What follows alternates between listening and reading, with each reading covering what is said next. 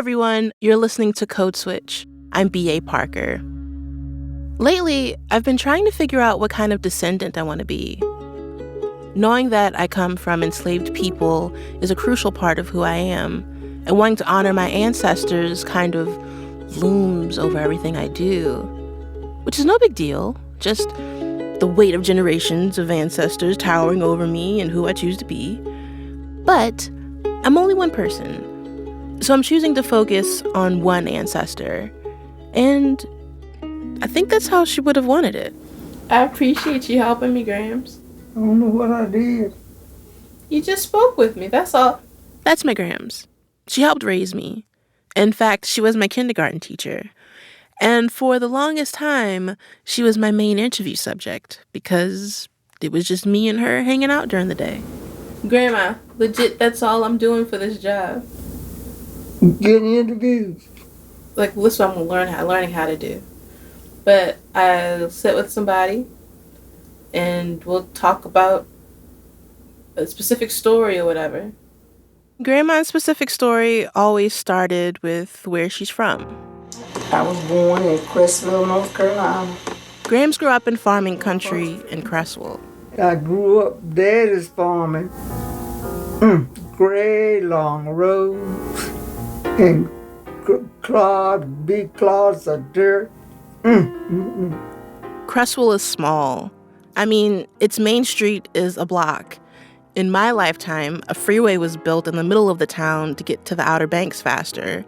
And of the about 207 people currently living there, a significant portion of the population is related to me.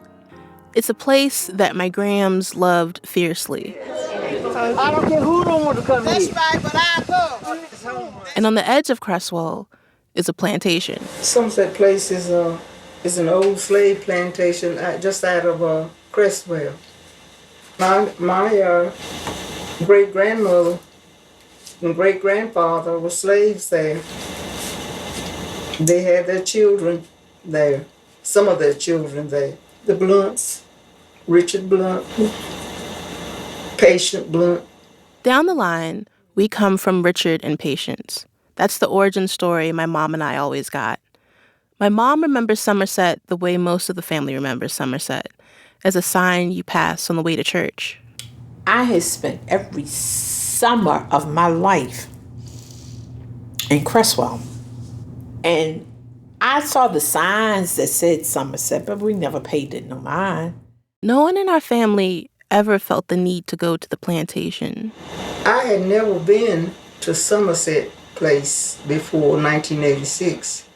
That was the year another descendant of Somerset, Miss Dorothy Sproul Redford, organized a homecoming.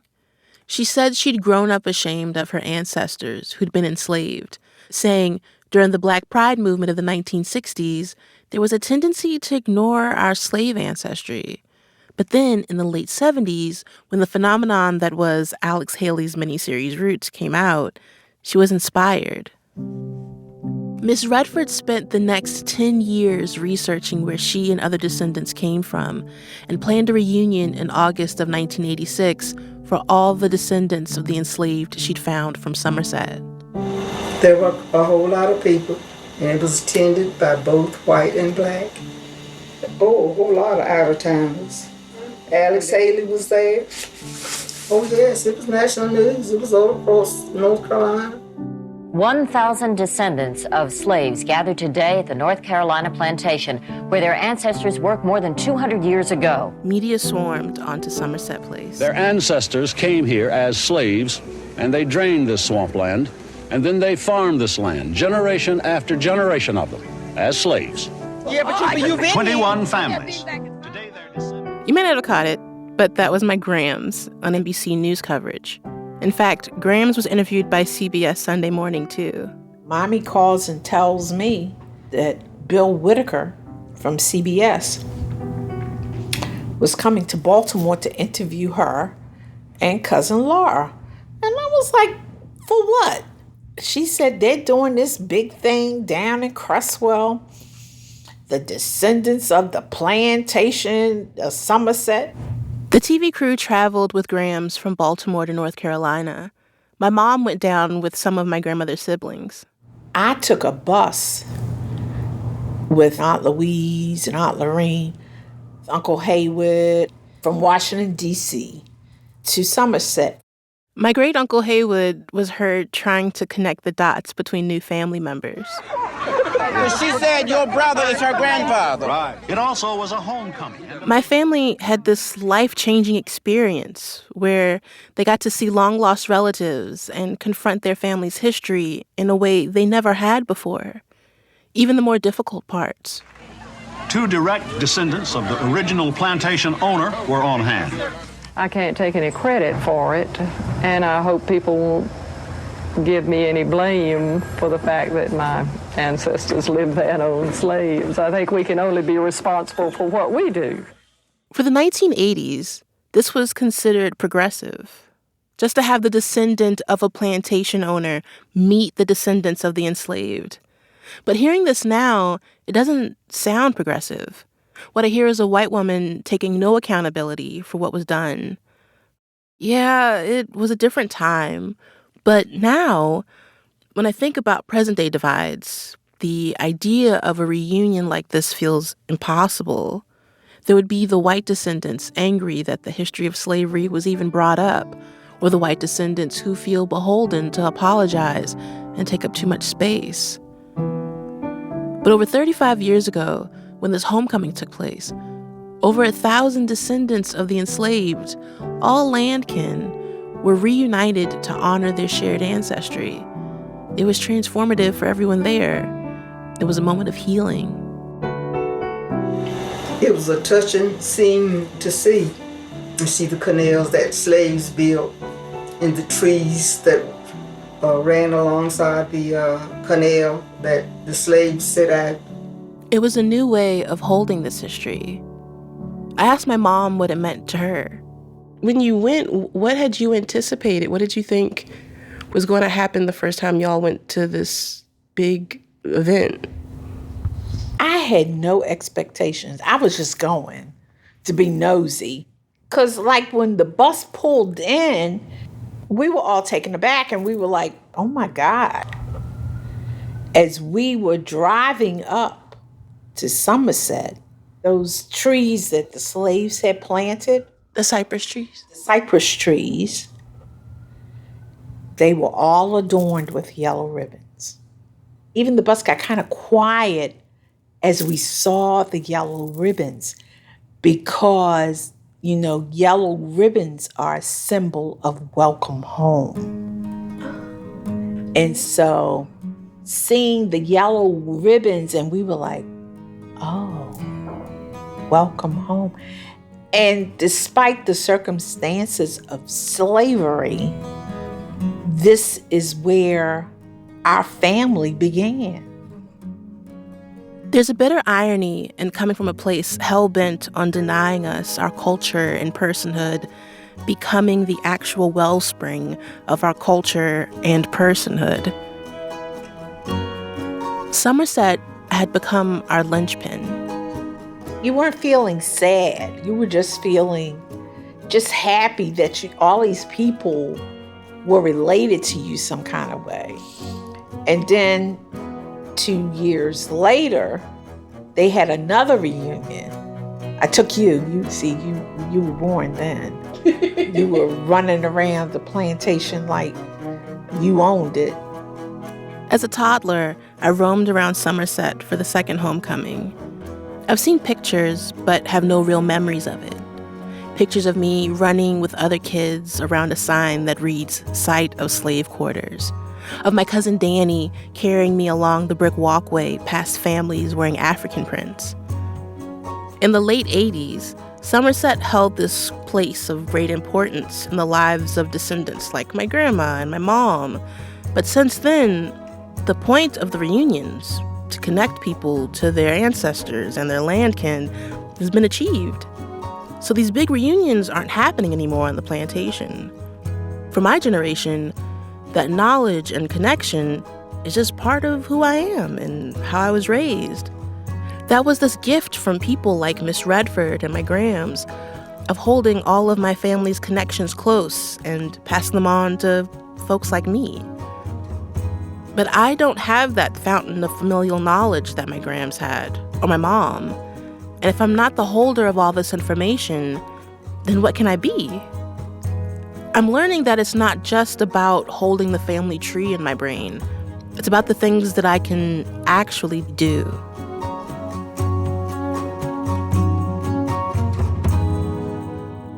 Coming up, I go to Somerset Place. So we are currently locked inside of the master's house? Stay with us. Kind of ironic. All right.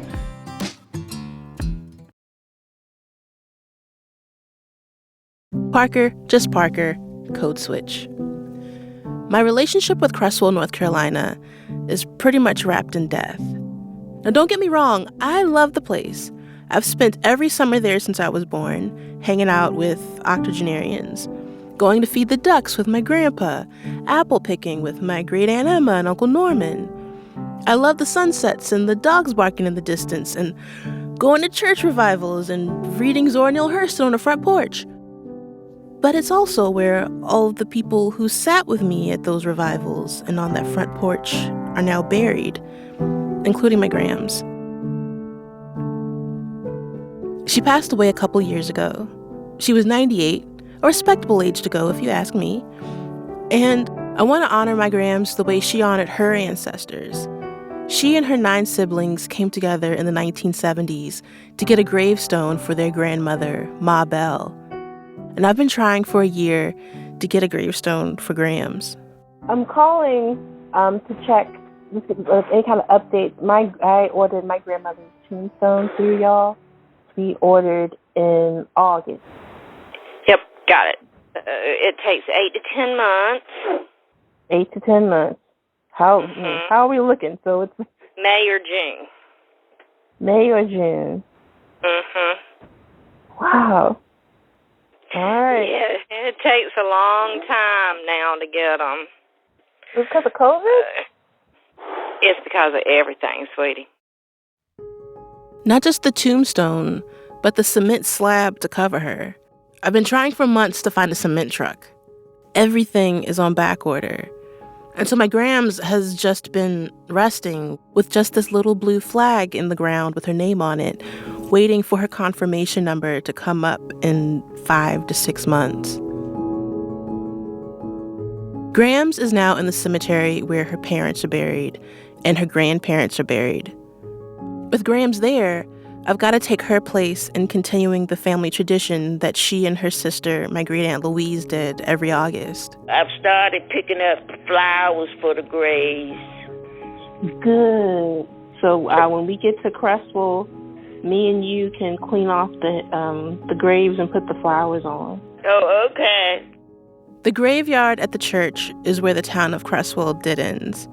If you go the other direction on Main Street, you hit the sign to go to the plantation. Growing up, I didn't go to the Somerset side of town. It was nice to know it was still there, but I wasn't going to go. The existence of it was enough. But my Aunt Louise takes great pride in Somerset and being able to represent our family there. She even bought the family membership. Well, I told you, we are members of a Somerset Foundation.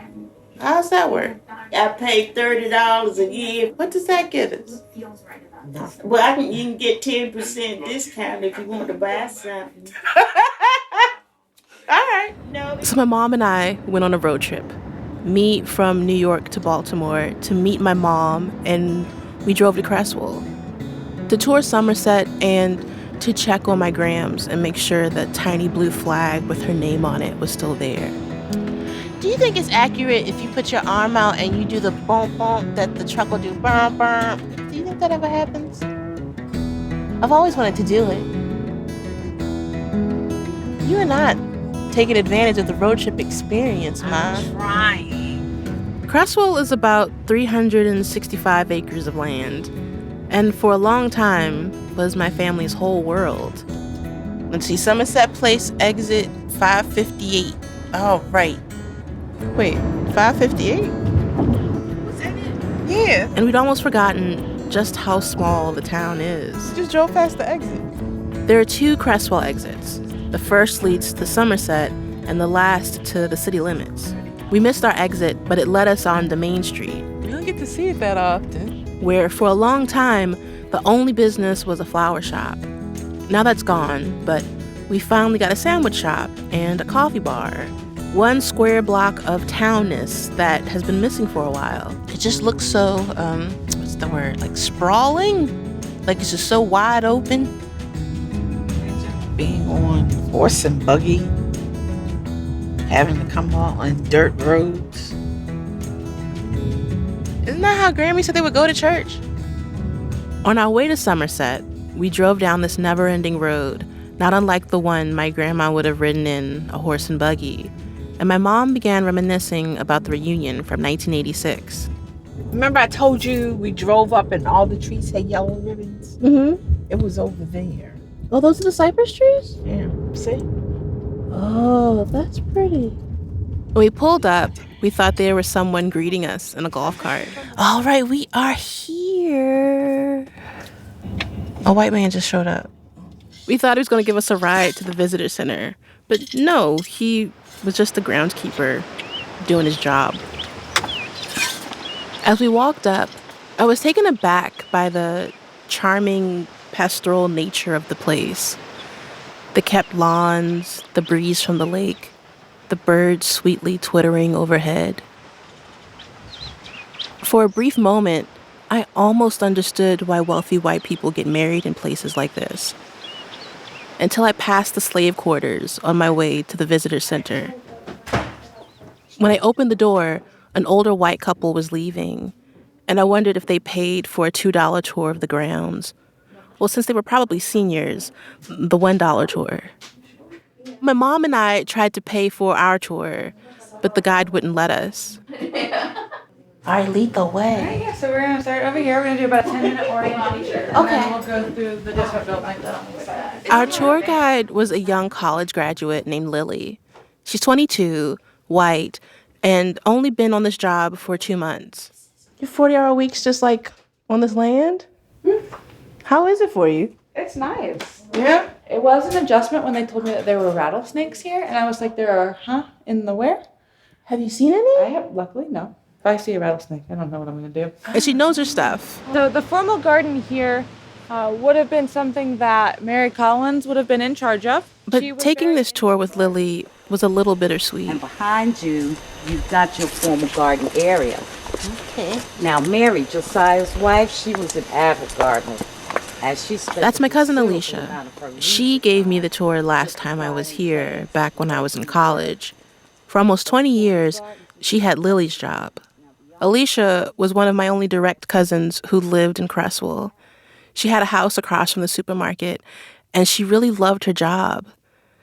Now, she's buried next to my Grams. I feel like I was my breath way more than I should for going up a flight of stairs. Hey, take a breath and take a sip of water. Yes. All right, then we can do the question. Wait, Lily was nice. What's over here? She just got her degree in forensic anthropology, but decided she'd rather be an historic interpreter right now. I found myself smiling a lot with her. Not in a weird way, just in a, I don't know how many black people she's given a tour to today, and I guess I want her to be okay kind of way. And we were the only black people there, so I kind of had to ask the question.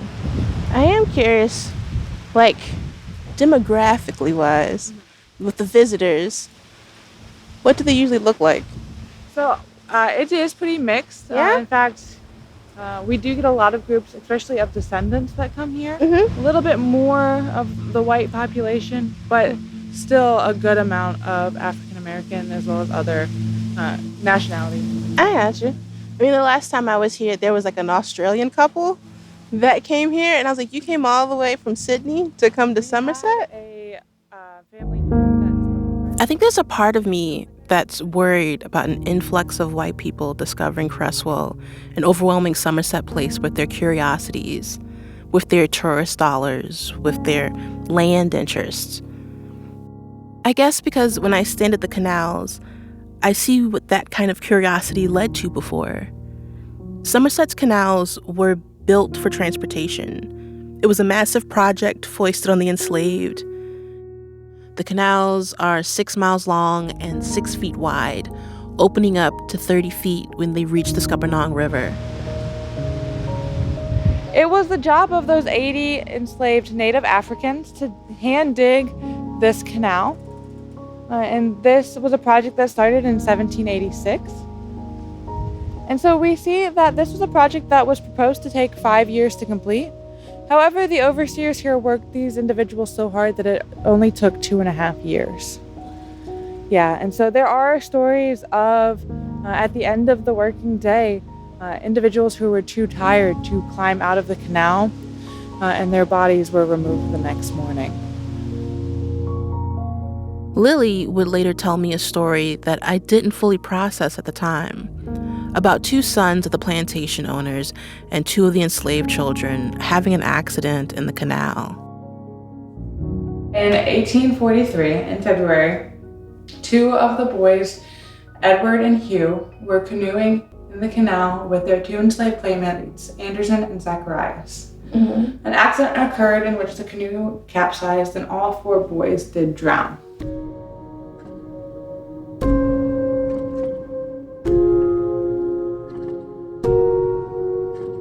It was only when I got home that I read a letter written in 1843 by a clergyman named William Pettigrew that I found this tidbit. It said, quote, James Newberry and Dick Blunt, a Negro man, took out the children.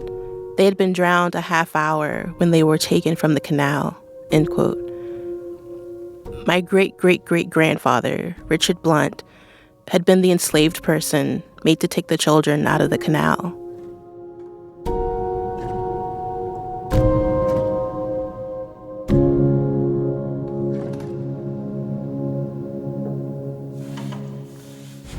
It was here when my mom decided to sit down on a bench instead of going into the home of the plantation owner. It was 3 floors and artifacts galore. If you need to leave at any point, let me know. We have to lock it because if we're on the 3rd floor, we can't hear anyone come in on the 1st floor, and we don't want to accidentally lock anyone in later. All right, so we are currently locked inside of the master's house? Kind of ironic. All right. I feel safe. So this is the escape room portion of the tours. Oh, boy. All right. Yeah. Everything had been preserved. Bear claw china cabinets, 4-post beds, original oil paintings of each generation of plantation owner. The antique chamber pots weren't original, though. They were brought in. And so this next room here is the office. And so Josiah would have kept all of the records for the plantation in this room. A lot of the information that we know from this plantation is because Josiah was an avid record keeper. He kept track of the temperature at 3 different points of the day, the prices of crops, the crop rotations, as well as the number of enslaved individuals assigned to each task in order to make sure that no labor was wasted. So he was doing something during the day. Yeah. As we left the master's house, down a back stairwell, through the service entrance, I was watching my head with every step. Lily finally unlocked the door. I was thankful for the fresh air after the creaky suffocation of over 230 years of oppression within those 3 floors. I'd rather be out here on this land and deal with the rattlesnakes. Thanks. Oh, she had to lock me in the master's house, Rhonda. Why? She said because there are rules. Rules, yeah.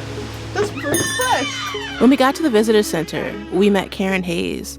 She's the historic site manager for Somerset and the only Black employee that we saw that day. The job used to belong to Miss Dorothy Sproul Redford, the creator of Somerset Homecoming. Miss Redford felt that her job was done. Families found each other. Descendants flocked to Somerset to pay homage to their ancestors. But they can't find those ancestors. That's the biggest thing that bothers me here. We don't know where the graveyard is here. At all? No. We don't know The place is so big. Right. That's the issue. Records show more than 400 people who were enslaved died at Somerset between 1785 and 1865.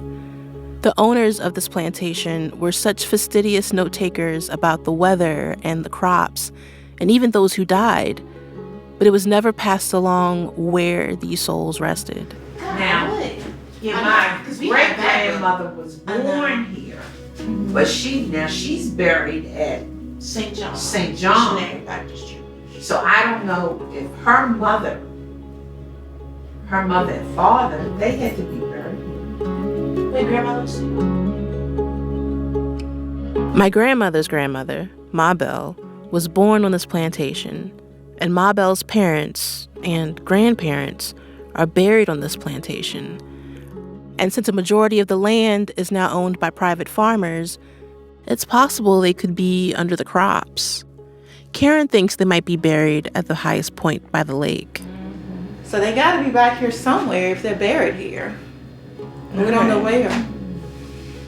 But I still can't lay a wreath anywhere on the property because no one seems to know where my great-great-great-grandparents are buried out there.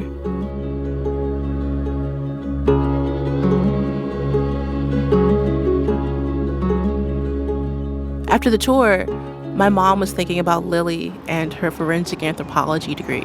Anthropology or something. Because she should be able to go out there and find them graves. Maybe she could use her degree to find them, Indiana Jones style. Ma, you got any more questions? You sure? Let me go buy you a magnet? All right. Come on. On our way out, I bought 2 magnets to commemorate the experience. We didn't use Aunt Louise's discount. On the straight line from the Somerset sign down Main Street, my mom and I grabbed a sandwich at Barnyard Betsy's. Hi. Who's that? And along the way, a random cousin saw us on the street. They coming over. Hey, how you doing? I had no idea who this lady was, but I hugged her anyway. I just knew that we were related. My mom knew who she was, just like my grandma would have. And that's enough. And then we continued on the conveyor belt of Main Street, all the way to my family's church to visit Graham's. I see your flag still up. I'm a check. The little flag that rested where Graham's gravestone should be was still there. That was the only way to find her for a long time, and it hasn't budged. Neither had the flowers we'd placed there from last August. Wait! Ma! I was so excited the flag hadn't flown away that I'd almost skipped over something important. Grammy, you've been cemented! We got cement! Who did that? Who did this? Who?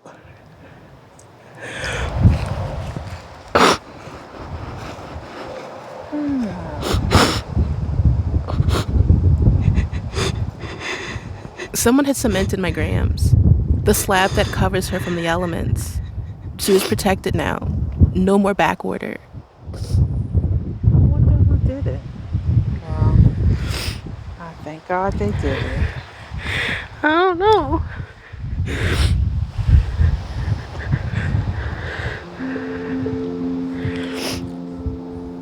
Settled, right?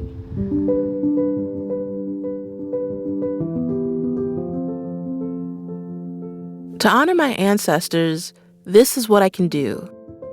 I can try to do right by my Grams. I can help my great-aunts buy flowers for the graves and sweep them off. I can call the gravestone people and ask what's taken so long. I can just maintain, because that's what they did. Grams, we almost done. Yeah. We almost done. Well, I'm going to try to call Jamie in the car. All right. Grammy, we'll be back. Hi, someone just called me? Yes, Miss Parker, this is Jamie. How are you? Good, and yourself? Good. They are going to install Miss Owens's memorial on Wednesday, May the 31st. They are? Mm-hmm. Oh, thank goodness. Okay. Oh, thank you so much. You're welcome. Only thing we need to do is make sure that it's flagged. It is, that the flag's still there. All right. It only took the better part of a year, but I feel a sense of relief now because things are settled. I can honor my Grams in the way that she honored her family, even set a flower down for Ma Belle. For me, the town of Creswell can be both a family heirloom and a family tomb. And I'm fortunate that I know my family history and that I have this place that I get to go to once a year and pay homage. One day, I'll be old, and I'll still be coming back to this place because, as Grams always put it, it's home. It's why I've got a slight southern drawl that I can't get rid of.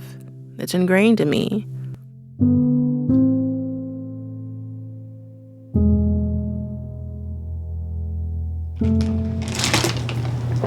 Wait, so what is this stuff, Ma?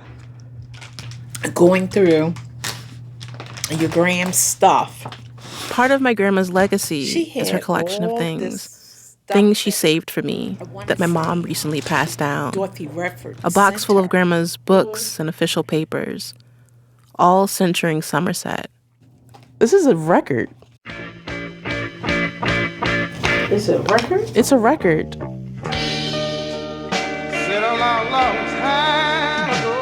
Another descendant, Jeffrey Littlejohn, wrote a theme song for the Somerset homecoming.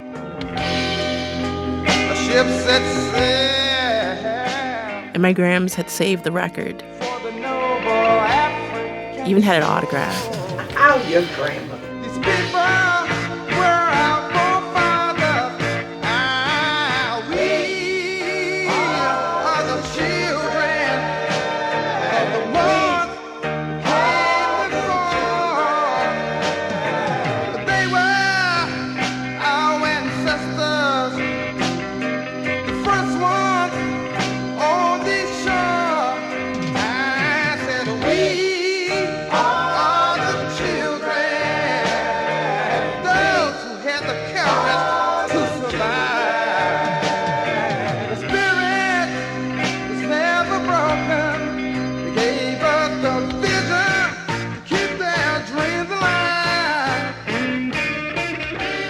And that's our show. You can follow us on Instagram at NPR Code Switch. If email is more your thing, ours is codeswitch@npr.org. And subscribe to the podcast on the NPR app or wherever you get your podcasts. Just wanted to give a quick shout out to our Code Switch Plus listeners. We appreciate you and thank you for being a subscriber. Subscribing to Code Switch Plus means getting to listen to all of our episodes without any sponsor breaks. And it also helps support our show. And if you love our work, please consider signing up at plus.npr.org/codeswitch. This episode was produced by Jess Kung, Christina Kala, and me. It was edited by Courtney Stein. Our engineer was Maggie Luthar. And a big shout out to the rest of the Code Switch Massive: Leah Dinella, Lori Lizarraga, Gene Demby, Steve Drummond, Dahlia Mortada, and Verlin Williams. Our art director is L.A. Johnson. Special thanks to Brittany Luce, Tracy Hunt, Miss Dorothy Sproul Redford and her book Somerset Homecoming, Karen Hayes and the staff of Somerset Place, and thanks to my mom for going on this journey with me. I'm B.A. Parker. Hydrate.